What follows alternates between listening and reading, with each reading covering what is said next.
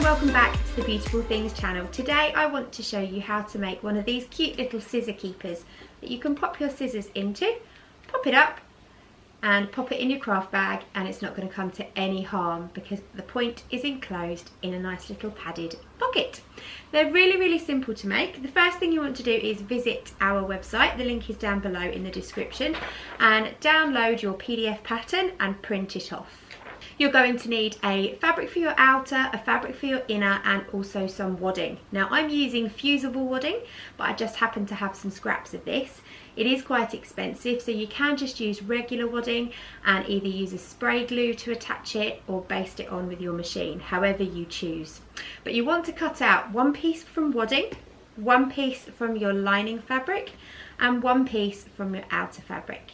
And you're going to sandwich them up as follows.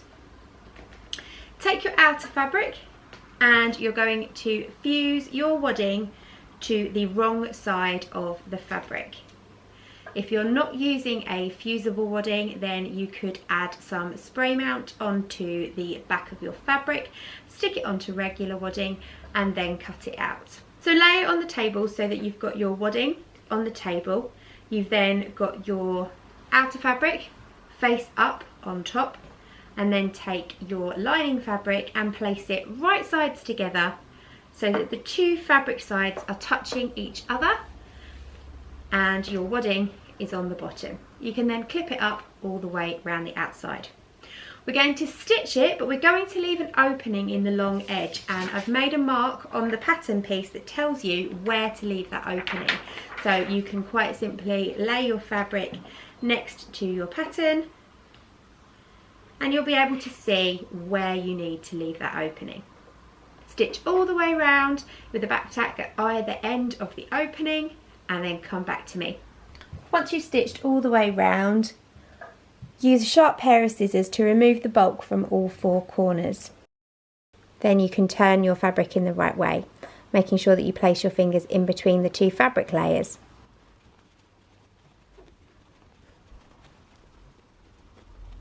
You can use a chopstick or a pokey tool to poke out your corners.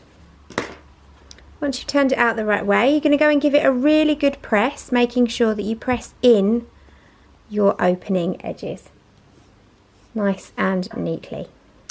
Once you've pressed it, you can top stitch all the way round. I like to start and finish my top stitching by my hole because then I know that's going to get covered up when I fold everything together.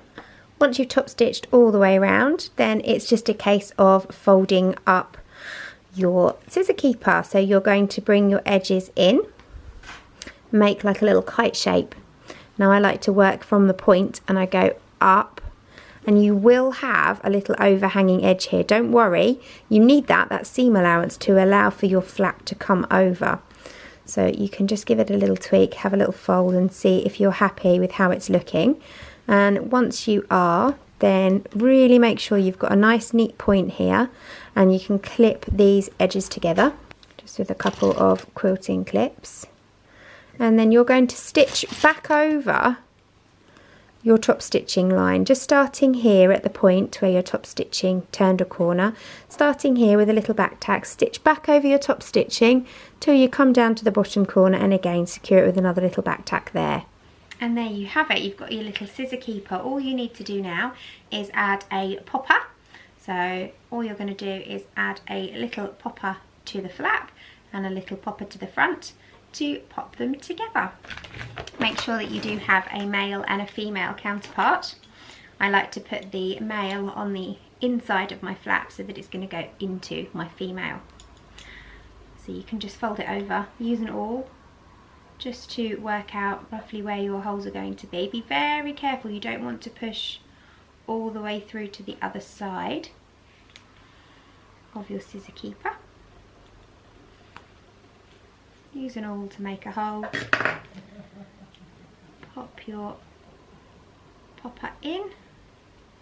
If you don't have a cam snap fastener machine like this, then I will put a link in the description and also on the instructions to where you can buy one. Disclaimer, they are affiliate links, but they are well worth having, and I use them for so many things. including replacing the poppers on my duvet covers. There we go. And we're going to pop a male on the outside. If you don't want to buy a can snap fastener, then obviously you could sew a little button, or you could stitch a press stud on. Make a little buttonhole.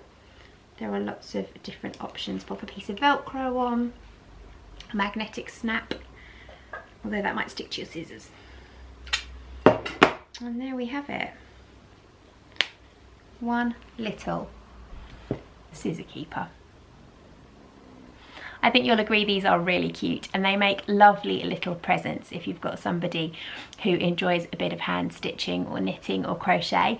If you do craft fairs and you make little sewing kits or project bags, they're a really quick and simple make that you can use your scraps for, and you could probably sell these for about, I don't know, £4, £4.50, something like that.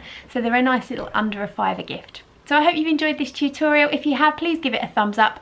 Do remember to subscribe to the channel. We put content out 3 times a week, and we have lots of other interesting tutorials linked in the playlist above. I will see you again soon. Thanks for watching. Bye!